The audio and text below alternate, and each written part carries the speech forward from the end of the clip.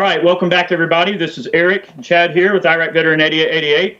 Today we've got a little something different in terms of a gun gripe episode. We've never done this. We're getting all fancy on the interwebs here with Skype, and we've got Stephen Crowder here, Louder with Crowder. Go louderwithcrowder.com, louderwithcrowder.com. I can't talk today. Stephen Crowder is a great dude, really cool guy, and he's been out there putting out all kind of really cool, conservative, funny stuff. He's a really good guy. And we've been on his show a couple of times. You're probably familiar somewhat with this format and the way that we're filming. We've been on his show a few times. So now we wanted to have Stephen over to come hang out on a gun gripe, and we're going to talk about a couple of things. So today's gun gripe episode is going to be about newbie shooters. And we're going to be talking kind of about like some of the millennials and people that are maybe young and got into guns and where that's taken them, and kind of talking about newbies a little bit and that world. Like, we're going to talk about our first guns and things like that. So I want to really get their perspective on that a little bit. Hello. So thanks for coming on Gun Gripe. Hello. Hey, boys. Thanks for getting my plug wrong there right off the bat, though. I appreciate that. Louder to Crowder? Can we cut? Louderwithcrowder.com. No, I appreciate it. People love having you on the show. They would like it if you dressed up a little more, but they always love it when you come on the show. Yeah. You have to remember, we're unsophisticated rednecks. It's true. Keep that in mind. Yep. Isn't that the greatest irony, though, that the unsophisticated rednecks, if these people who want like these sort of communo-anarchists, as they call it, if the system actually broke down, you would be the ones who have them chained up in your dog house? It doesn't matter how many college degrees you have; they have all the guns. What is that movie where they've got the lady in the basement in the hole or whatever, Silence of the Lambs or whatever? Yeah. Lotion on the skin. Why didn't I watch more Hickok 45 videos? I could have learned how to split a deck of playing cards with a snub nose. Instead, I wrote a thesis on German poetry. That's right. I think that would be 22 Plinkster.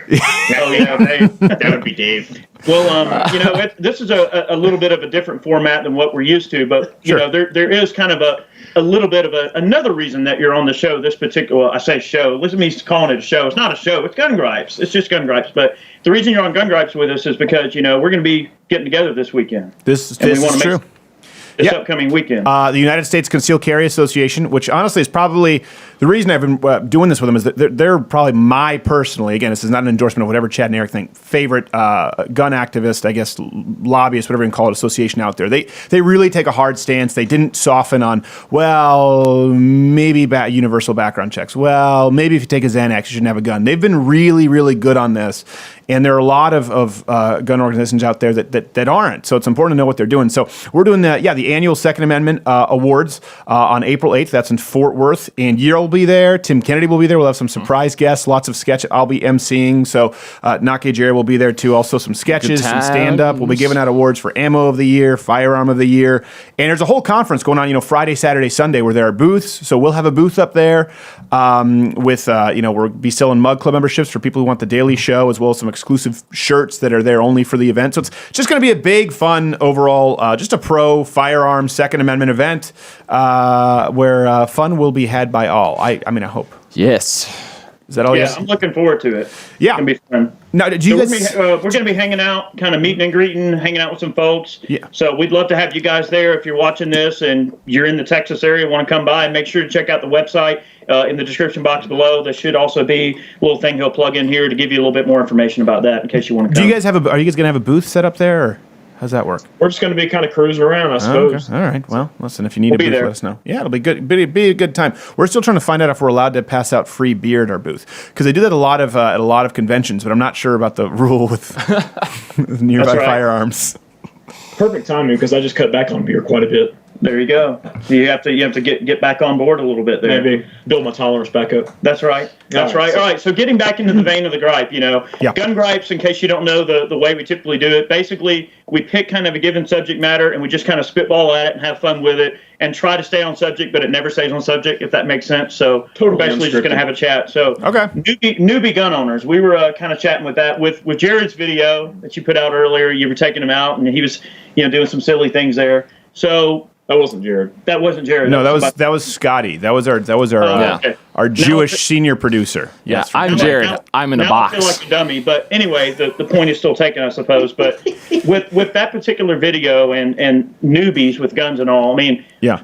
We were talking a little bit earlier about your perspective on that being like the way that you were raised. I mean, you're raised in Canada Right. and everything, and I know that gun ownership's very different there as opposed to here. But obviously, I mean, how does that affect you, and how has that affected you coming up as being the kind of person you are? Well, it's funny. I was one of the few people. My uncle hunted a lot. My French Canadian uncle now, so he would have big caliber hunting rifles. He'd hunt caribou. I don't know if you guys have seen caribou, but like next to grizzlies, that is no joke, and they charge. So he would hunt. So we saw kind of his rifles and his shotguns, but you would have to have it disassembled and the ammo completely separate. You'd have to have a license to purchase any ammo at all. So the idea in Canada of firearms for self-defense doesn't exist. Handguns were all but illegal pretty much in Quebec.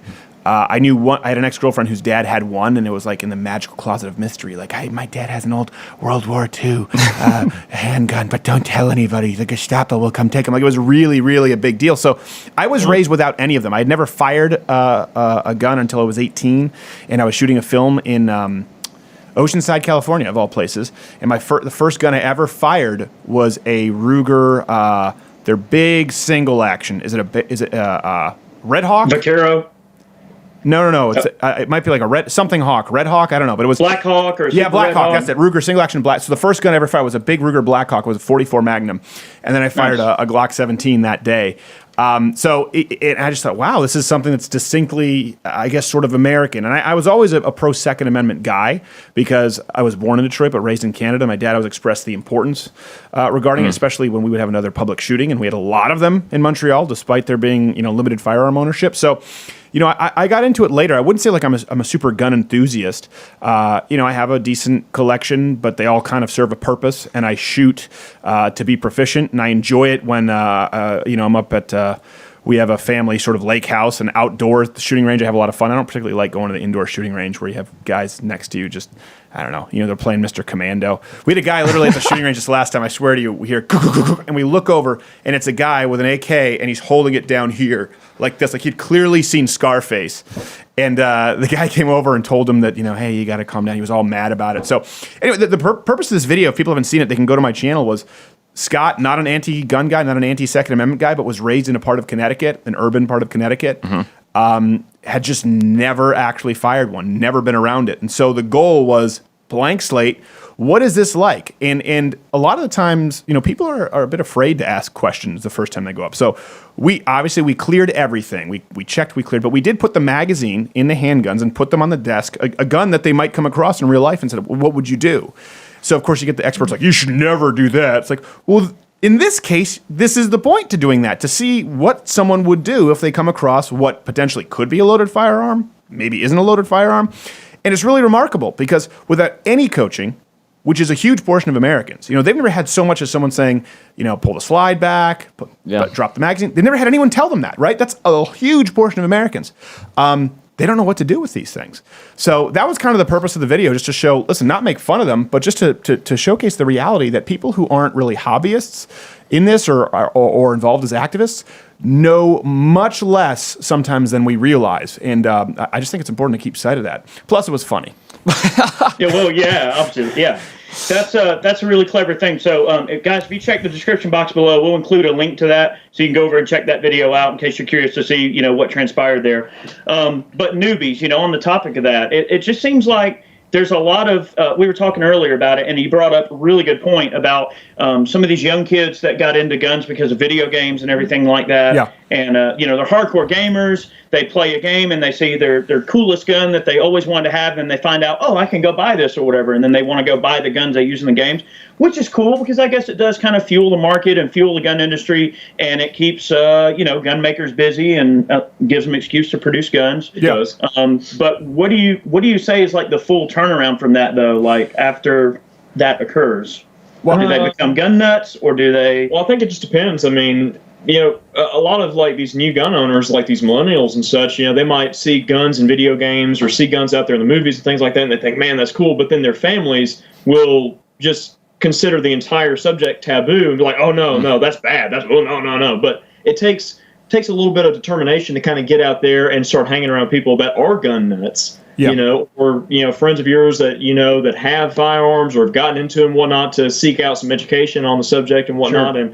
And your brother's a good example. My brother is a good example. My brother's 8 years younger than I am, and he was never into guns at all. Like, he just was totally disinterested in them, but he was a big gamer. He loved video games, as we were, and Call of Duty and all kinds of stuff like that, But recently, within, I'd say, probably the past year or so, he's bought a few handguns, and we put them together, an AR-15. He's got a Mosin that Eric gave him that he just loves to shoot. And, I'm over at the farm with a bunch of guns the other day just to test out. I got a new suppressor and everything back. And I was like, hey, Travis, you want to come out to the range? He's like, sure.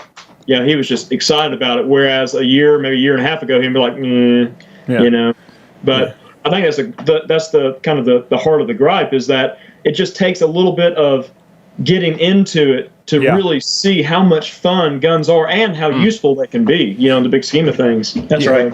I would even take it a step further. Obviously people who know me, it's more of a political podcast. Being raised in a socialist anti-gun province like Quebec, I'm kind of to the right of Attila the Hun. And the reason firearms are such an important issue to me is because it really is first off, it's the single losingest issue for the far left today. It was a huge thing that hurt Hillary Clinton. Mm-hmm. It was a huge thing that then ended up hurting Barack Obama. You have a lot of blue dog Democrats who will go, well, hold on a second. Once you start pushing the anti-firearm legislation, they get upset and they get off that train.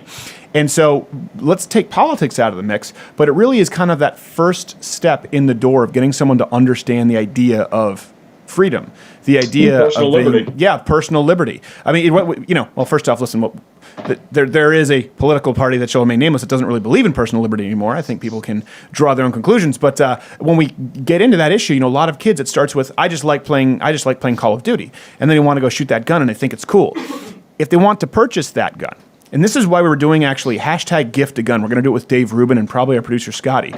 If ever they need to purchase a gun, that's the only thing that is required for someone to no longer buy the BS of, the loophole, there's no background checks. If someone has ever purchased a gun, they'll be able to recognize that bullcrap from a mile away, because they'll go, well, hold on a second. I purchased a firearm. Yeah. They grabbed my license. I had to file a bunch of paperwork. That's completely untrue.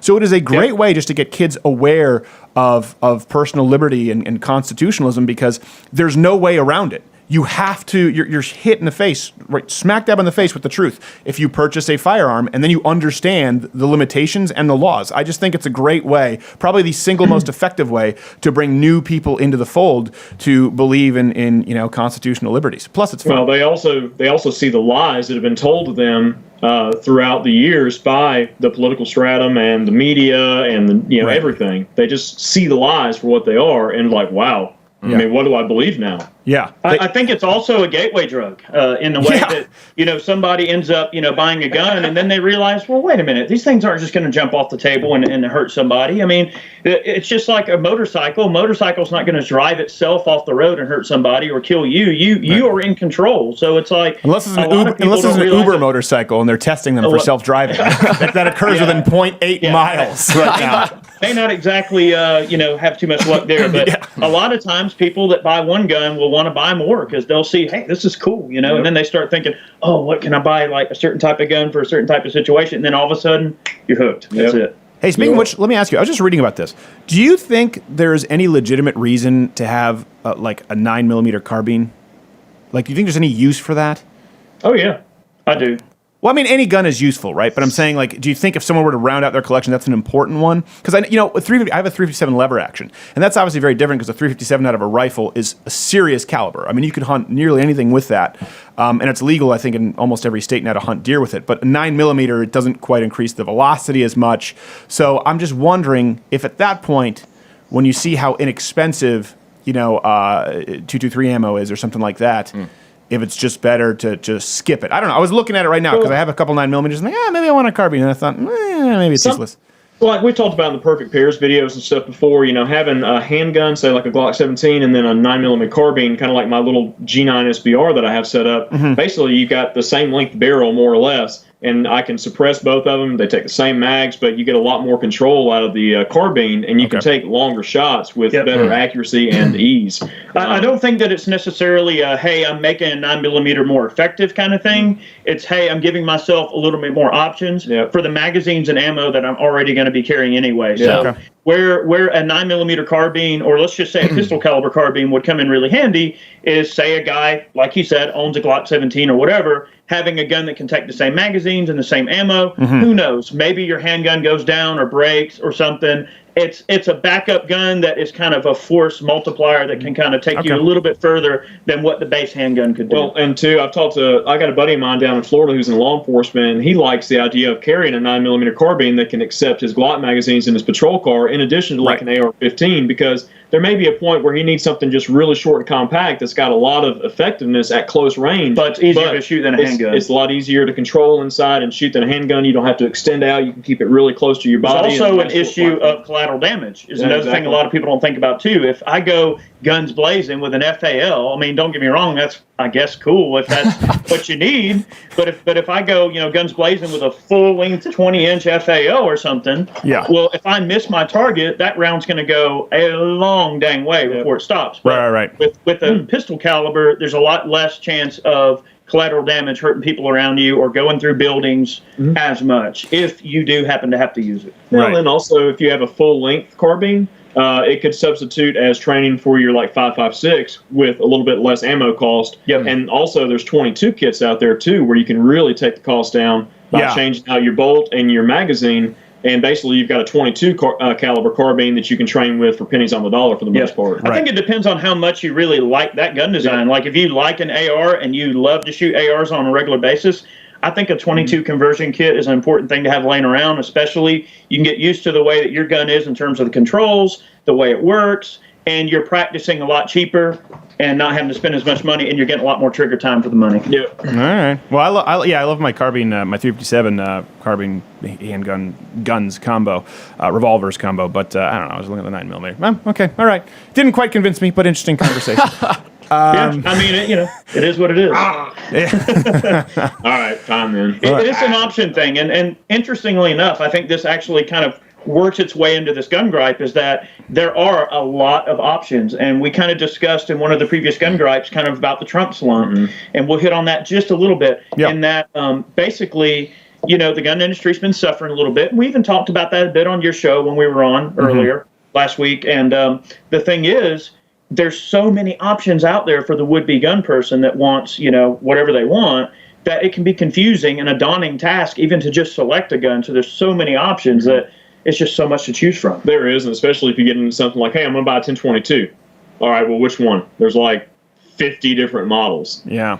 I actually really want that 1022 that's already built in suppressed. I want it so badly, but I know I have to wait like 8 months. So every time I see it, I'm like, I want it. What you do is you buy the gun, but then you just buy an integrally suppressed barrel, and then you just wait. It's simple. Yeah, I guess.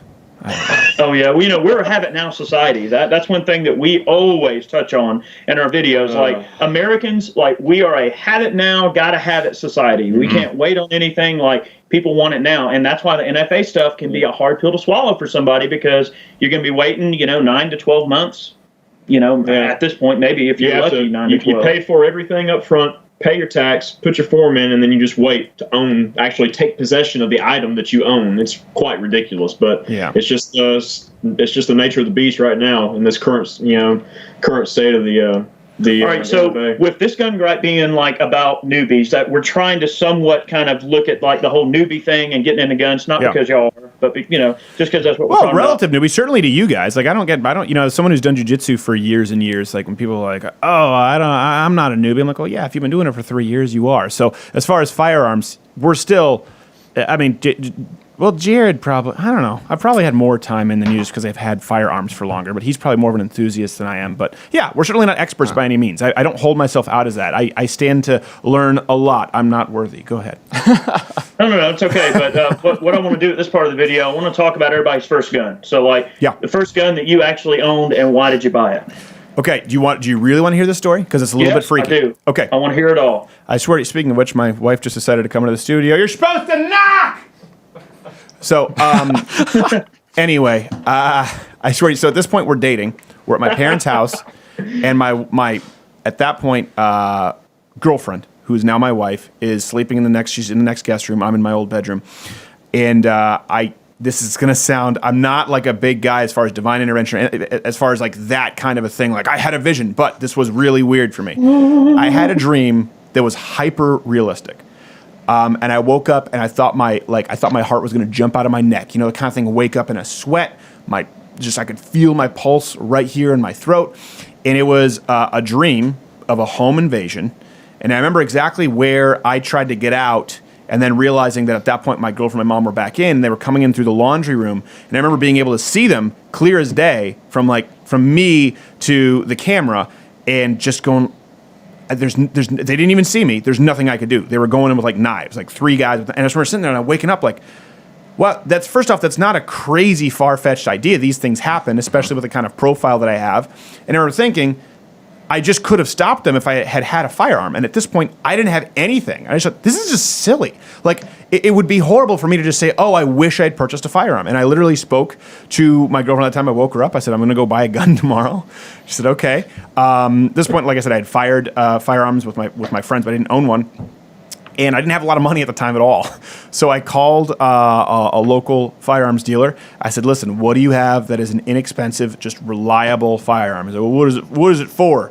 I said, well, it would be like for home defense. You sure you don't want a shotgun? I was like, well, maybe, but what are they? And the prices in the shotgun were too expensive. She's like, well, okay, I just so happen to have this. It was from a police auction, and it was an old Taurus 38 revolver made on that era where it was made on it was previously the Smith & Wesson machinery. So it was actually when the Taurus revolvers were pretty good. If you look at it, it's very hard to tell the difference between this and a Smith & Wesson firearm of that era. Pinned barrel. So I'm assuming it's in the 70s there. And I bought it for like $200. And I have never had a problem with that firearm. It is actually amazing. The trigger is fantastic for just an old all-steel wooden grip revolver. And went to the range with my girlfriend at the time. She was a good shot. And then after that, my girlfriend got her first firearm shortly after. So she was living in Michigan in a bad area at that time. And she had someone, she was doing laundry. And she went down to get laundry from the dryer, and she just felt really weird. And at this point, she had actually had a couple of knocks on her door before where she had called the police like a couple weeks prior. Her roommates had just moved out of the house. So she's in this big old Midwestern house just by herself. And she felt really weird, as though she was being watched. And then she saw out of the corner of her eye a guy working on the window while she was in there trying to get in. So it wasn't like a guy who was a peeping Tom. It wasn't a burglar, because he knew she was there and he was trying to get in while she was there. She ran out, called the police, went to a neighbor's house, grabbed the cat actually before she ran out, and Gotta get the cat. Well, and here this is why it comes full circle. So she had fired my Taurus revolver, an all-steel revolver. She went in, same kind of thing, like I just need something to be able to protect myself. The guy directed her the total wrong way because she didn't have a concealed carry permit. But he gave her a Smith & Wesson airweight J-frame with laser grips. So at this point, I had never shot this firearm. So it's a perfectly fine firearm, but for home defense, you'd rather have something that's a little easier to handle. And so I remember calling her and talking with her for a while. She had been going to the range. I'm like, well, how do you like it? She's like, yeah, it's okay. It's not as fun to shoot as yours, but I've gotten pretty good with it. And she sent me she sent me pictures of her targets, and she was getting everything, right on target and a center mass at 7 yards.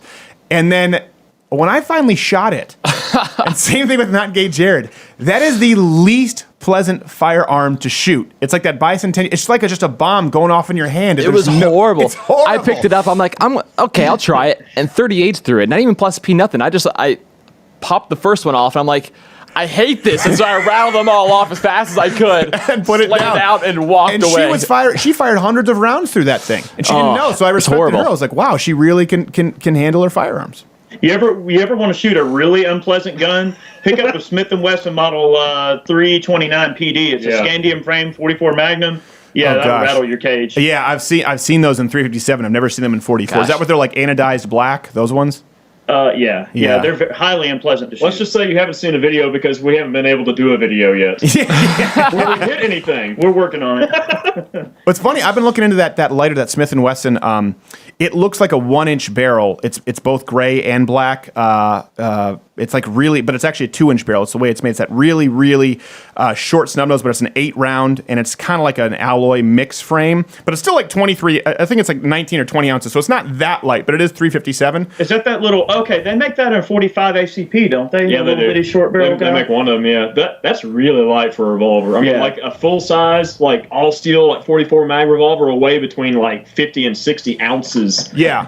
So you're talking like 20 to 30 ounces. That's light. Yeah. And that's like jump out of your hand light. Yeah. But 8 shots of that, if you can get 8 shots of 357. I mean, I shoot the Ruger SP101, which is 24 ounces, I think. That's a great gun. It's a great fire. Yeah. I love that firearm. Still probably one of my favorites. And that's actually, I mean, it's not too bad. It's pretty tame with 357. So, it's never easy to shoot 357s, but I've gotten pretty used to it.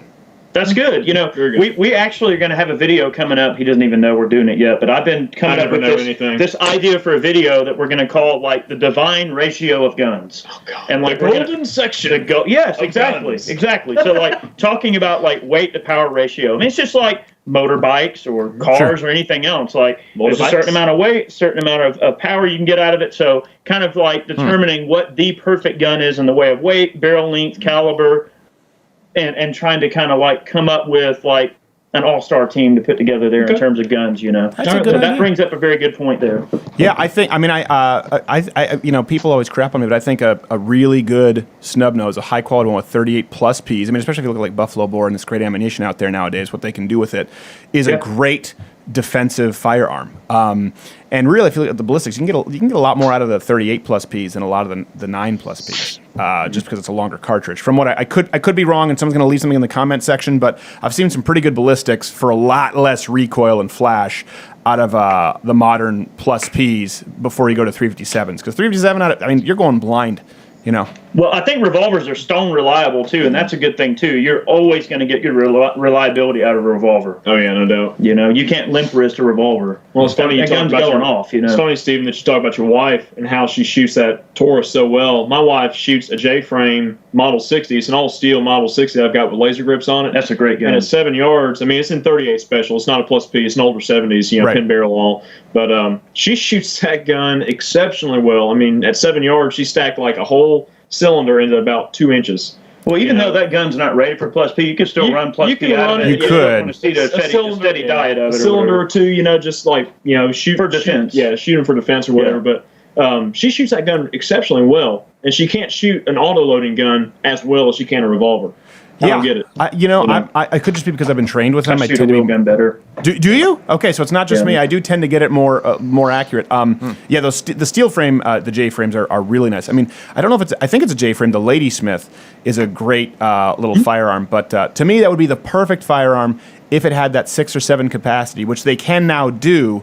But they don't do with that model. That's the one thing, the 5-shot, like it's a larger frame, Yeah. Smith & Wesson just released their new Model 66 Combat Magnum this year. I've actually got one on the way to do a review on. I want to say that's an N frame or is it an L frame? Probably an L or K frame. Which frame is that gun? N is bigger because that was a big thing. It's like it's a full 6-shot.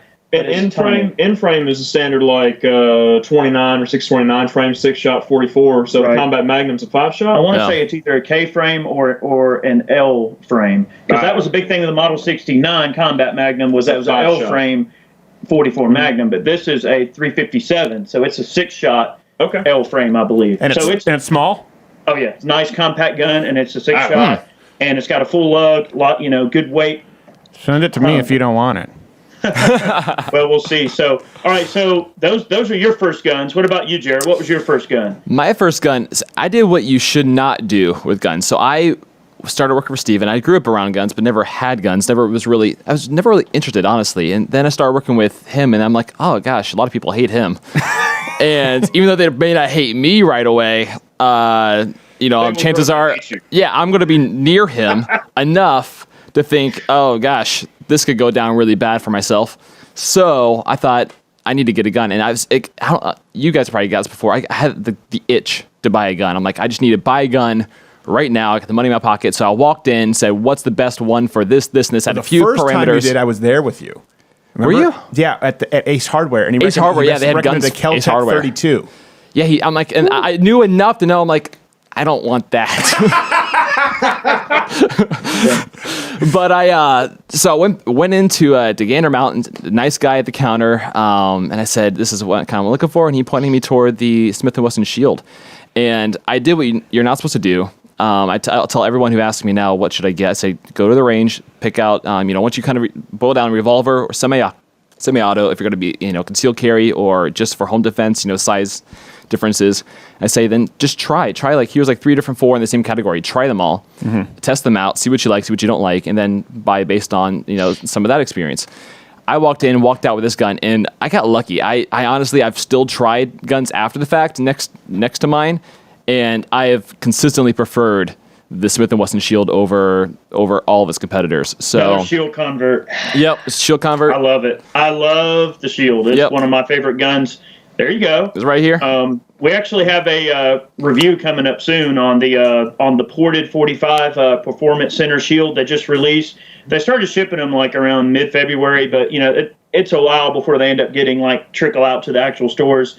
So I've got a ported 45 Shield right now in my bedroom that I've got to take out and do some video work with. And my dad loves 45, and he just got the 45 Shield, which is a great option too. And they're priced real reasonable too. And arguably, a neat thing about the 45 Shield is that on the 45 Shield, it has that new grip texture on it, and he loves that Smith & Wesson gun to have the Gen 2 grip texture that they now, as we all know, they now put into the 2.0 series of MVPs. So oddly enough, that was the first gun to have that grip texture. So I don't know, 30 years down the road when there's a Gen 3 or whatever the heck they end up doing, you can say that you've got the first Gen 2 M&P ever made. Ooh. Yeah. He said it's almost too rough. He said for carrying, he almost needs to find a holster that actually covers his skin, doesn't make any kind of place for contact with the grip of his gun. A real his man skin, lets it tear up his love handle. Yeah, it'd be rough. Well, I find the grip to be maybe a little bit uncomfortable for like extended firing sessions, but for like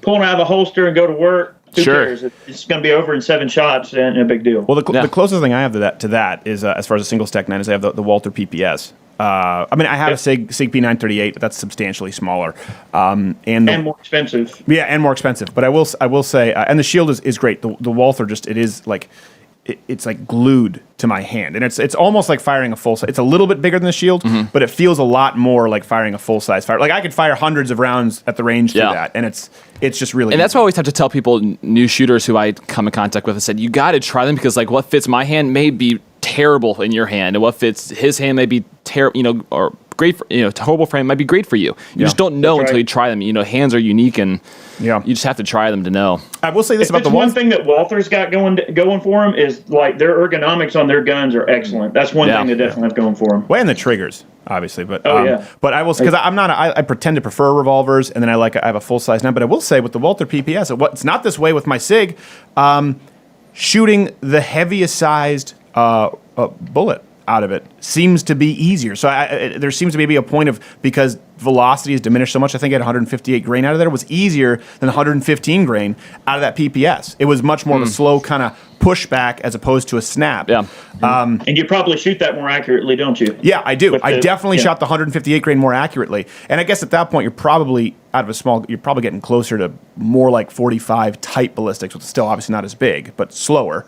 Than a typical 9 round, but it popped less with a heavier round. But it's not always that with the SIG, which is smaller, the heavier round kicks. There's something about mechanics. I don't know why. I can't explain it. Again, newbie, so hold your comments. The Walther PPS with a heavier round, full pressure round, is very, very easy for me to control with a 9, much more so than a lot of that can really have to do with like bore axis too, can have a lot to do with how snappy a small gun is. I mean, if you've got a tiny gun and it's got a nice low bore axis and you hold it in your hand just right and it fits your hand right, the gun is not going to control you. You're going to control the gun. So what's probably happening with the SIG is it's such a tiny gun, and because it's a little mini 1911, 1911, let's face it, doesn't have the greatest bore axis, and it's a great gun, don't get me wrong. No, I know.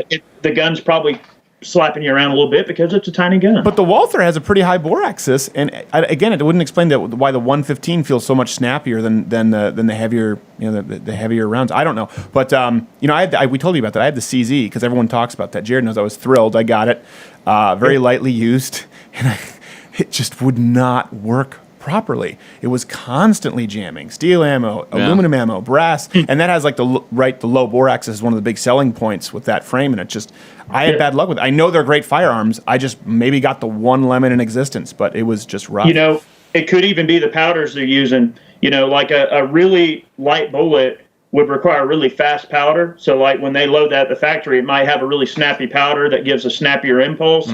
Whereby if I load a 158, I might opt for a slightly slower powder that will give not only, you're getting low velocities because it's a fatter bullet going slower, but the powders and their burn rates might also have something to do with that as well. Pressure curves and stuff. Yeah. Exactly. No, the CZ didn't like anything. The CZ liked nothing, which is so rare. People are like, really? Your CZ? I'm like, I know, I get it. But trust me, I've tried everything. I've tried bigger rounds. I've tried smaller. I've tried plus Ps. I've tried aluminum. I've tried steel. There was just something about this one that just didn't play nice. And I fired other CZs. Jammed, stovepipe. And I fired other CZs that were flawless. So believe me, I'm not trashing CZs. I just had one that I had to get rid of. Every gun is an individual, and that brings up a really good point about your shield because, talking about the shield, there are guns. I mean, if you look online, you'll see pictures of shields that are blown up. Mm-hmm. Yeah. So what, does that just say that yours is going to blow up on the next shot? No, it won't. I mean, any company can put out a lemon gun. That doesn't matter who they are. I mean, heck, speaking of Walther, we had a PPQ Mark II that we did a review on, and we broke the slide stop on the first outing. Now, is that Walther? Is that to say that Walther suck? No, of course they don't. I love Walther's handguns; they are awesome. But it just happens. That happened with my SIG. That happened with my SIG P938 right away. Just slide stop sheared right off. I think that was though the Bass Pro guys. I think they put I noticed a lot of display guns. They were fooling around. They would accidentally put the wrong slide stop into the wrong gun because then when I got a different slide, I haven't had any problems. But when you have a slide stop completely sheared off, it makes it hard to trust your life to that firearm, right? It's always in the back of your head, like, well, when's it going to be the one? Outside of that, it's been flawless. It's crazy too because one of the guys that works with us just bought an ATI 1911, and it's one of those Cerakoted tan ATI 1911s with a threaded barrel, kind of a tactical model. It's got a rail on it. It's got really aggressive checkering on the frame and the mainspring housing. Really cool 1911 overall. So went out to shoot it, and it just wasn't working right. Went to chamber the first round. It was like clunk. We're like, what in the heck is going on? So I pulled the gun apart. I'm looking at it. Or something, oh man, I'm pulled the gun apart, and I'm looking at it. I'm trying to figure out why in the world this gun right out of the box could be having issues. And we ended up finally determining, like looking around on the bench and realizing, dude, they shipped the gun without a guide rod in it. So, like, it's a brand new gun from the factory, and the gun did not have a guide rod. Are we going to not say the company of this firearm? What's that? Are we going to not say the company? It's ATI. It's ATI? Okay, sorry, I didn't hear it. It was an ATI, but now, to give them credit where it's due now, he went back and to the place he bought it and said, hey, dude, what the heck? And then they were like, "Oh yeah, we need to get this fixed." So they sent it back, and sure enough, they just neglected to put the right part. It was missing a part. How do you not put the guide rod in there? The recoil spring was in there just doing this number. Yeah, and it wouldn't work. So I mean, they got him fixed up, and their customer service was excellent. I'm not trying to put him down, but you have to be mindful. A lot of folks will buy a gun, and this is kind of getting back to the whole gun gripe where we're talking about newbies. A lot of guys will buy a gun and then never take it out and shoot it, and they think, all right, well, I bought the gun, here's my ammo, load the mag, load the gun, set on the nightstand, all right, I'm ready to go. All right, I'm ready. No, you need to test that gun. And Lemon's gonna come down to just one really bad employee sometimes. Just one really dumb employee you didn't. Well, especially like maybe two, like the Bass Pros, the Cabela's, and not that they're all bad, but there isn't a standardization. It's kind of like personal trainers where you can get it. I literally, when I took my SIG in after this, I took it in and I was like, well, listen, this is what's happened. This slide stop just was sheared off, and I guess sound guy Edward, can you go get the dog? Sorry, yelling and scraping at the door. No, he's fine. This is a gun gripe. We're good. He wants to get in the studio. Our dogs are all over the place. So, And the guy didn't know how to disassemble it. This was at Bass Pro. As a matter of fact, Hopper, he's going in for knee surgery tomorrow. Don't run around, Hopper. You're going in for knee surgery tomorrow. And not only did he didn't know how to disassemble it, because with the SIG, you got to pull it back, that kind of halfway point, and push out that slide stop. He tried to put in the magazine backwards afterward. And I was like, hey, listen. He's like, okay, I'm the gunsmith. He literally looked at me like that, and he stopped. I'm the gunsmith here. And he continued to try and jam it in backwards. I'm like, well, I don't care if you're a dumbass. I don't care if you're a guns, but that's not how a magazine goes in. Like, I don't know if he thought it was, one of those like little bobbit, what those 9mm that reverse feeds or whatever it is. Maybe that's his only experience. But and he scratched the outside of the barrel because he was like just putting it on glass with no leather. And I was sitting there, I wanted to load that thing up and you turned it into a lethal version of Bop It, trying to get it into Bop It, smash it, pull it, spin it, break it, void the warranty. So we'll move on to my first gun. Okay. All right. So and then we'll go on to Chad's first gun. So my first gun, I remember it. My grandpa gave me a Winchester Model 121 youth rifle, and it was one of those little like single shot 22s where. It's a little bolt action, and oddly enough, I remember it fondly, and I still have the gun. It's one of the only 22 rifles that actually has forward locking lugs, like little miniature locking lugs that lock into the receiver, just like a little miniature bolt action. Wow. But you just set the round in there, close the bolt, and then it's got a safety on it that automatically applies every time you open the bolt. So to shoot the gun, you close the bolt on the round, click the safety down for each shot, and you shoot it. It's a little single shot gun. And I can't tell you how many poor squirrels I killed with that thing when I was a kid and everything. I remember shooting that thing. My first gun was a 22 rifle, basically. I remember shooting that thing in the farm at that bullet trap we had, like 300 yards, and we thought we were like the crap, Like, yeah. oh man, yeah. Oh yeah. We thought we were Carlos Hathcock because we could, sit in a sitting position and shoot a bullet trap at 300 yards with it. But that's good practice. It is. You got to learn somehow. I'm trying to think of what my first gun was. I honestly don't. Well, then what was the first gun you bought then? I think the first one that I ever bought was it was 18-inch stainless 1022 from Walmart for $179.88 or $178.88. Do you still have it? First gun was a Ruger 1022. Pretty sure, because I remember saving up and buying that gun, and then I think I bought the Glock 38, and then I bought. Now you were talking about just kind of silly things that you did. It's like I probably shouldn't have done that, but I bought a Desert Eagle. First gun I ever bought. Travis Barker has one. Yeah. Oh my God, I love that gun. Yeah, I loved it, but I wound up kind of getting a little disinterested in it. I'm like, yeah, this thing's really not all that practical. I should get other guns. Call of Duty screwed you. I wound up trading it. I wish I would have kept it now, but it's kind of still in our circle. A buddy of ours, Fred, has it. And I'm going to buy that gun from Fred just to spite you. That's fine. I don't care. Buy that gun from Fred and give me that combat Magnum, and then everyone will be happy on this Gun Gripes.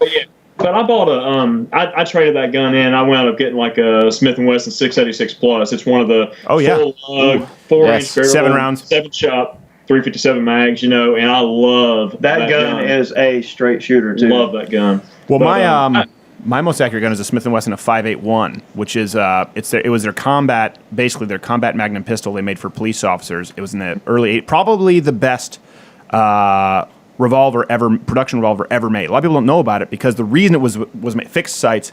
It was made for police officers, and it was at that time they were switching to semi-autos. So just not many people used it. And talk about if you have one of those things and it's well made. I mean, it is hard to beat the accuracy of for handgun wise of something like that. Mm-hmm. They're just amazing. Fewer moving parts, really, in the big scheme of things. So let me ask this question. So we talked about everybody's first guns, all right? And we talked a little bit about, being raised in a somewhat gun neutral to anti-gun. Well, I suppose most Canadians, a lot of Canadians, might be a little anti-gun or whatever. So being raised in that type of environment, we're then talking about our first guns we had. But maybe what about the experience? Like, the first time that you went into a shop and you said, hey, I want to buy a gun. Like, what went through your mind? How did you feel? And maybe, and the whole point of that is we're trying to, hopefully if someone's watching this video and they've listened to our babbling long enough, maybe it is a gripe because, the thing is, my gripe is there's not enough gripes. You're reaching for gripes. Make it a real gripe. Chad knows what he's doing. Well, yeah, but I mean, for somebody who has never bought a gun before, maybe they're a little bit apprehensive about going in and shopping for a gun. Like, we're going to talk about all of our first experiences buying a gun and what was going through your mind, how you got treated. So why don't you go first and tell us what your first gun buying experience was like? Well, I will say this to people out there who sell firearms. I know I'm going to get people who will disagree because I think, I kind of have this. We want to keep this family friendly, PGs, but like I kind of have this. People think I'm an a-hole, right? Just because I'm pretty straightforward, pretty brash. But I think if people know me in real life, I very much care about people around me, them being happy. And as a matter of fact, I even have a memo around the show, only positive, good energy, because it's a comedy show. But I can be an intense personality. That being said, I really hope if people are out there who sell firearms or own firearm shops, what I'd really like to see more of is them just smiling. Just smiling and greeting someone in the front. It would go such a long way, because even though the first time I bought this firearm, the guy ended up being very helpful. I went in and I said, "Hi, can I help you?" I'm the one who called about the Taurus. I put it on reserve there 1 minute. And he went back and got it. And then he ended up being helpful because I didn't have my state license at that point. I had just changed address, so I did it temporarily, where I actually printed it up on the computer. I was like, I just had moved down the block.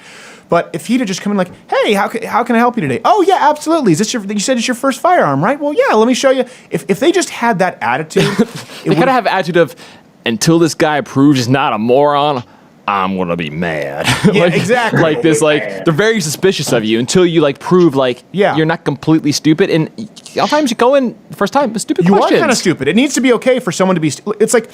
It's kind of like open mic stand up, right? They're there because they need service. Yes, they need help. The first time you do open mic you're gonna suck. That's what open mics are. You need to expect people to suck. There needs to be a place where it's okay for comedians to suck when they start.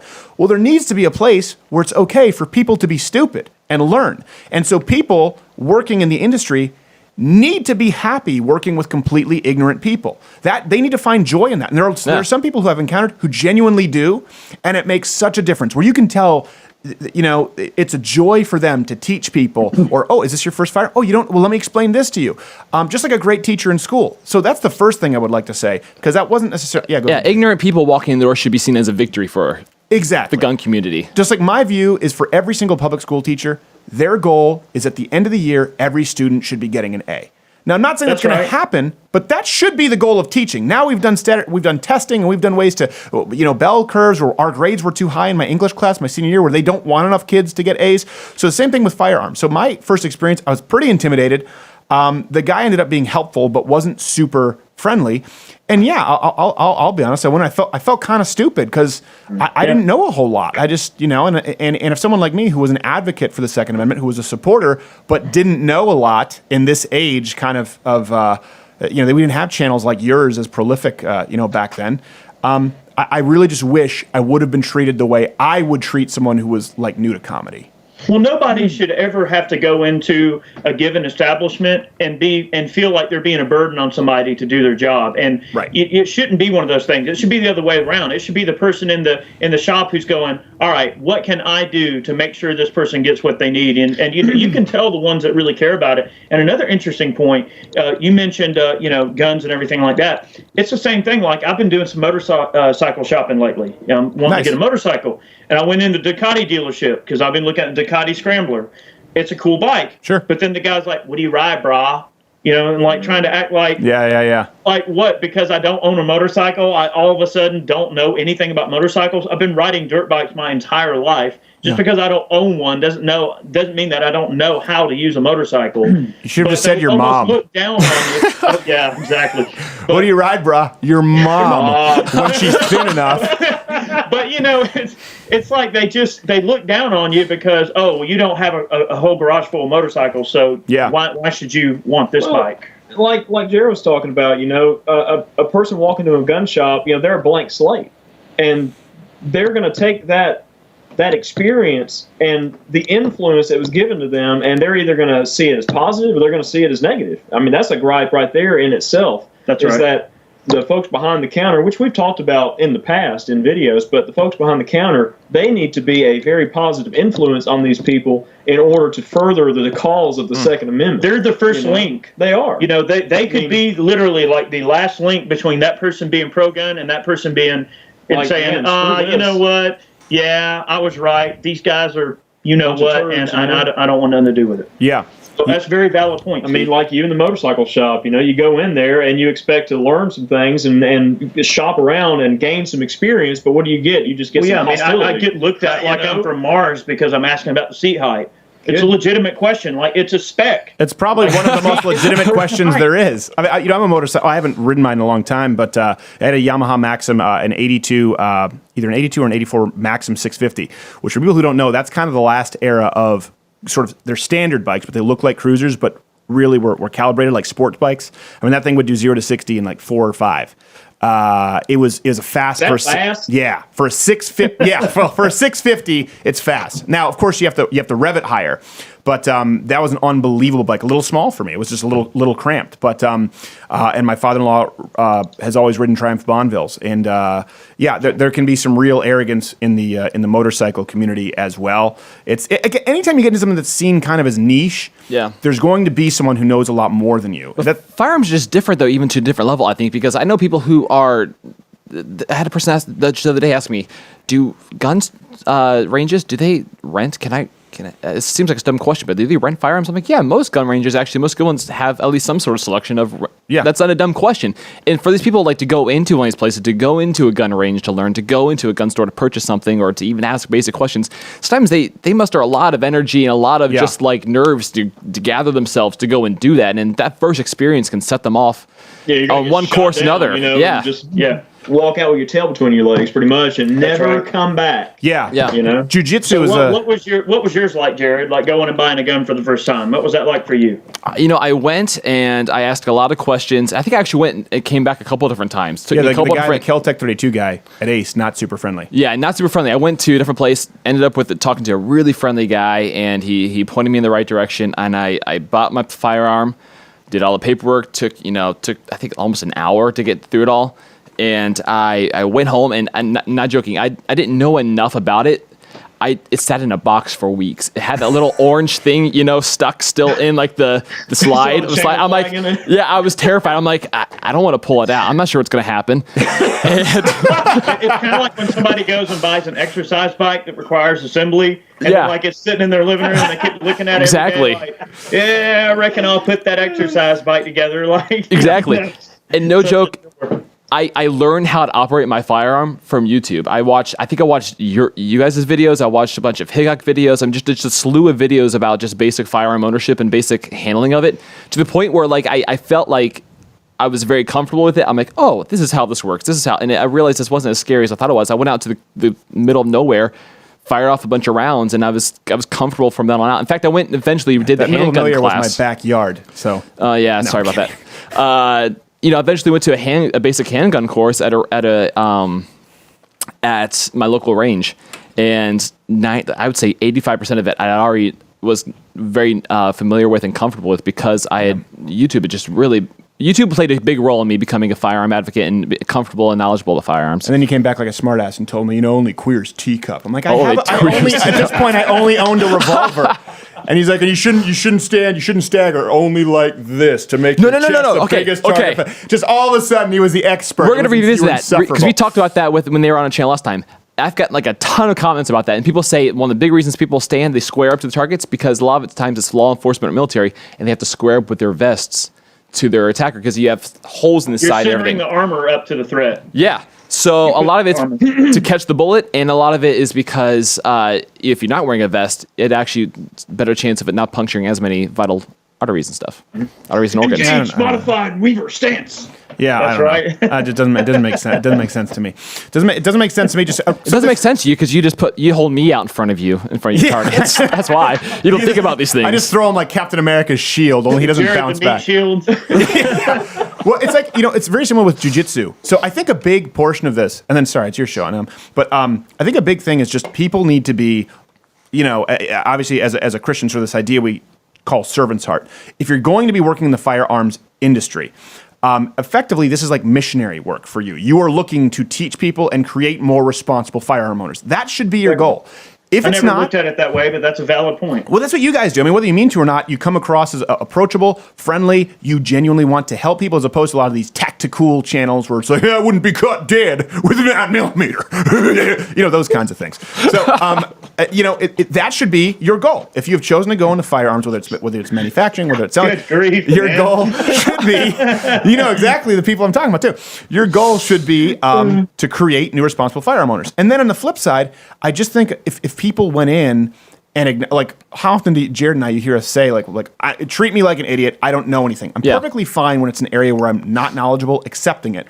With that, going in with that ego, because we've had that with jiu-jitsu, and I've found that Brazilian jiu-jitsu, for people who don't know, it's it's not like a silly karate kung fu martial art where you never actually fight anybody. You fight someone every single class. You actually go 100% and, choke or submission.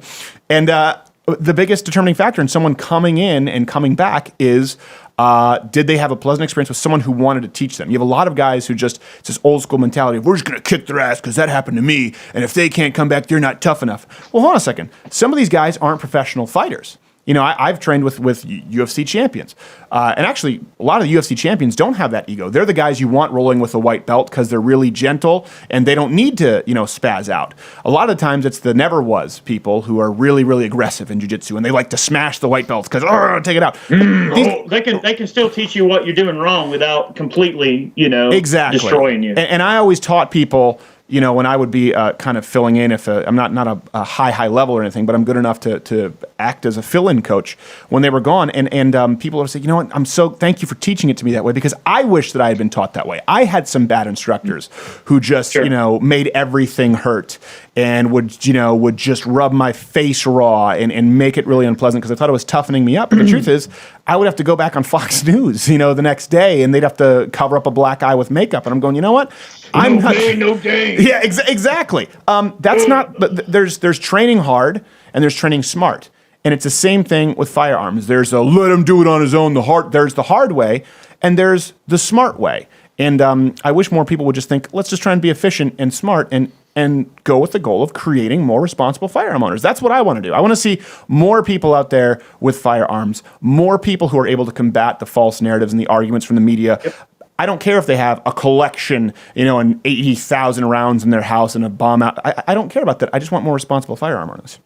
I agree, and I think that in the last that's a very good point. In the last few years, we've seen a really big growth, in new shooters and everything like that. And I believe videos like this are kind of important to get those narratives out there and to try to make sure people, sort of know that it's completely normal to be a new guy and not, that maybe you're curious and you want to get into it, but know that there's people out there that they definitely want you to be a part of the sport. So not you specifically, but, people in general. Yeah. Now, what about you, Chad? What was your first buying experience? How did that go? Well, really, it was just that one Walmart gun, really, in the big scheme of things. I never So you bought your first gun from Walmart? From Walmart when they actually sold decent guns.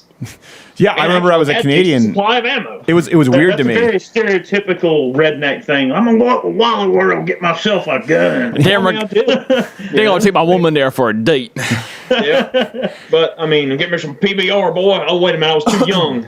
No, but just filled out a 4473, had my driver's license, and I'm like, am I doing this right?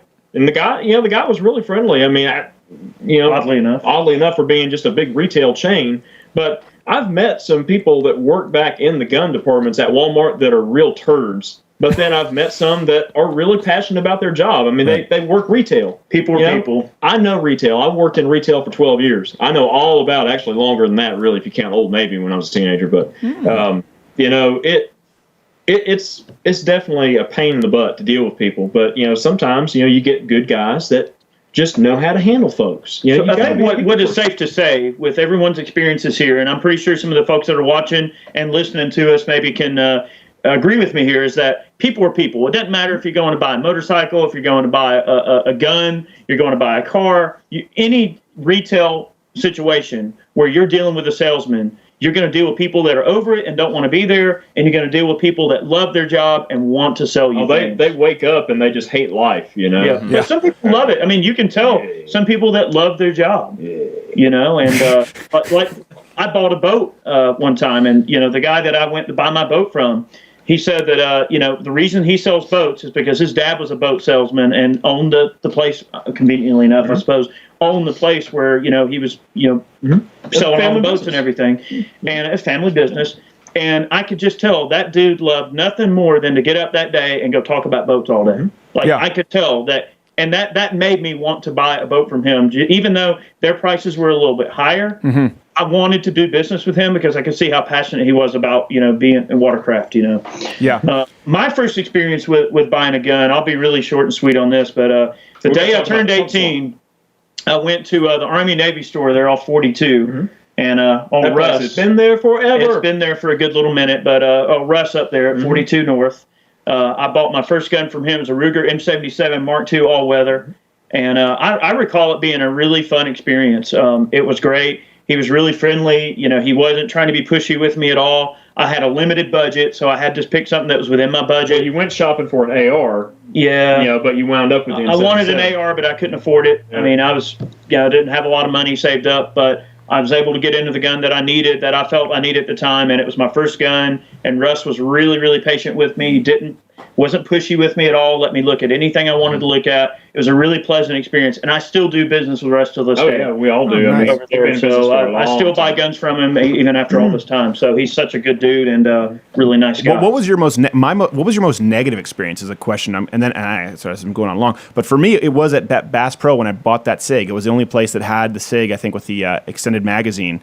Okay. And the guy was like, "Oh yeah, you do this," or no, and it didn't have the extended magazine. So he was going to give me a discount. He's like, "It's missing the second magazine because it must have been a display model or something." So something like that. It was missing some piece that wasn't necessary. He was like, "Okay, so I'll take the price down." He goes, "I'll take the price down, and I'll throw in a box of ammo here that we have on sale." I said, "Oh, that's really nice, you know." And then I looked at the bill, and the bill was through the roof. He wasn't giving me a box of ammo. He was charging me 85%. So he's giving me 15% off this Blazer brass ammo that I didn't want, that I thought he was giving me. And he just tossed it up there because there was some kind of commission structure they were pushing. And, that's one thing too, especially it's one thing to rip somebody off on a dress or to rip somebody off, on, I don't know, not honoring a coupon for a Slurpee they got in the cutout catalog.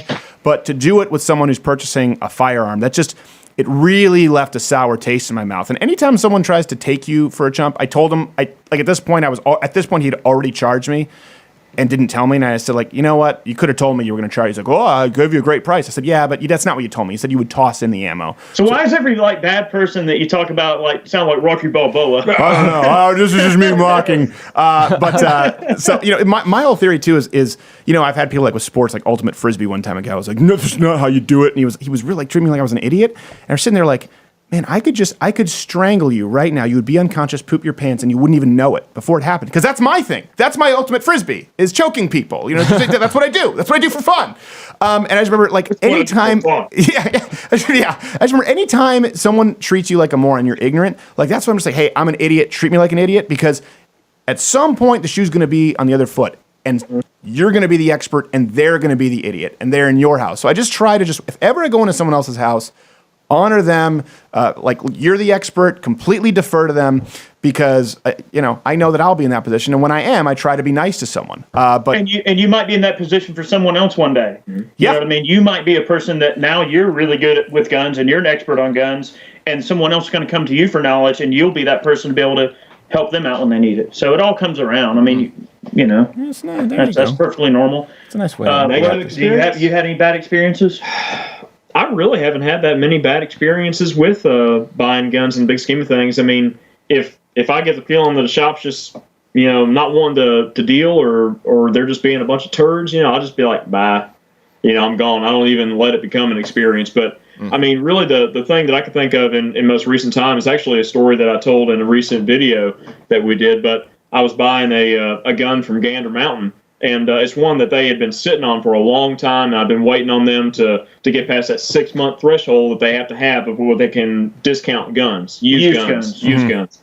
But they had a Benelli M2 tactical with an 18.5-inch barrel, ghost ring sights, the pistol grip style, tactical stock and everything, basically brand new in the box. I mean, it didn't even look like it had been fired at all, other than just factory testing. But sure. Anyways, it had $1,000 on it, and they retail for about $1,250, give or take. So I waited a while. I came back, and I got them down to $750 on it plus tax. I'm like, all right, that's a great deal. Well, unbeknownst to me, the manager who I was dealing with tacked on this $80 gunsmith warranty to it, and I saw the bill. And I'm like, wait a minute, this is almost like $900. I'm like, this ain't right. And I looked down there, it was like gunsmith thing. Oh yeah, she told me I had to put that on there to give you that deal. I said, no, that was not discussed. You're going to take that off of there.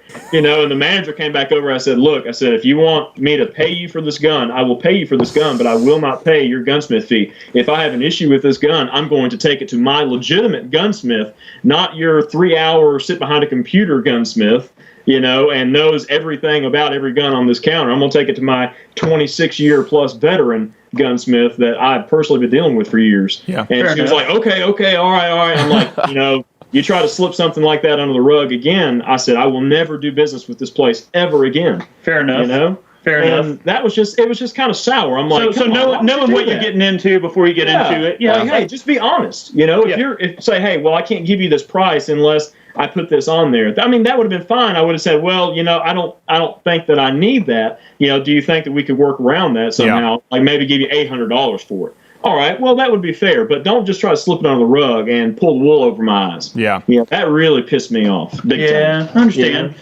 Well, you know, I'm going to have to probably defer to, a situation where I was on the other side of the counter. I was in the salesman side, so I'm going to play devil's advocate here, and I'm going to always play devil's advocate. I'm going to go on the other side of the counter here a little bit. So I had a lady come in one time, wanted to sell a gun to us at Moss, and this is when I was still at Moss, and so she walks up, it's like, yeah, I've got a gun I need to sell. So she sets her like big old purse on the counter, reaches in the purse, grabs the gun, and it's a FN57.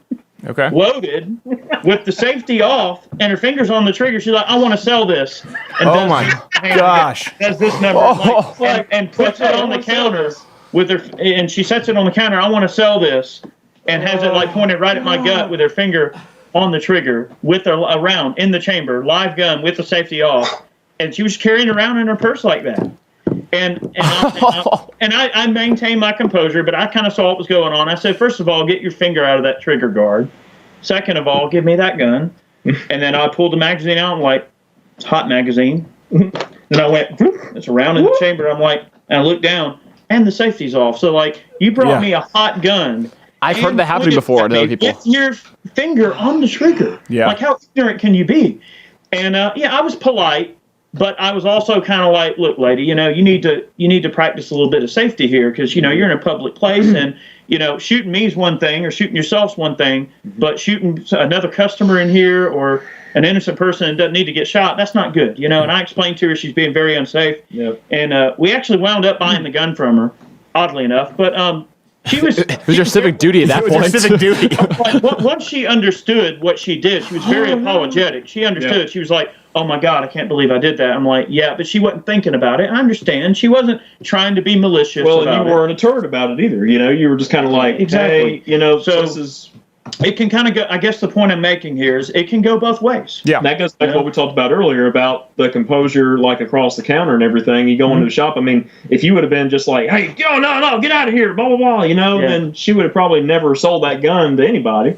And she would have still been carrying around her purse. Or she could have shot herself or something. Or hurt somebody, you know, so... Yeah, it's a double-edged sword. So if really in this gripe, if, you know, guys, I know this has been a long video for you guys that are watching everything. We appreciate you sticking around. I know this has been a long one. This is a lot longer than normal because it involves more people than just Chad and I. But if there's anything you can take away from this video, I definitely want people to consider the fact that it's okay to be a gun newbie. It's okay to be new in the gun world. It's okay to not know exactly what's going on all the time. You know, and it's okay to seek out knowledge, ask questions, ask people that know a little bit more than you, you know. It's okay to be ignorant. It's okay to be ignorant, you know, and we've gotten a lot of questions from folks where people want to know, like, hey, how do I buy my first gun? How do I handle the situation? So I tell you what we're going to do. We're going to set up like a mock gun sale.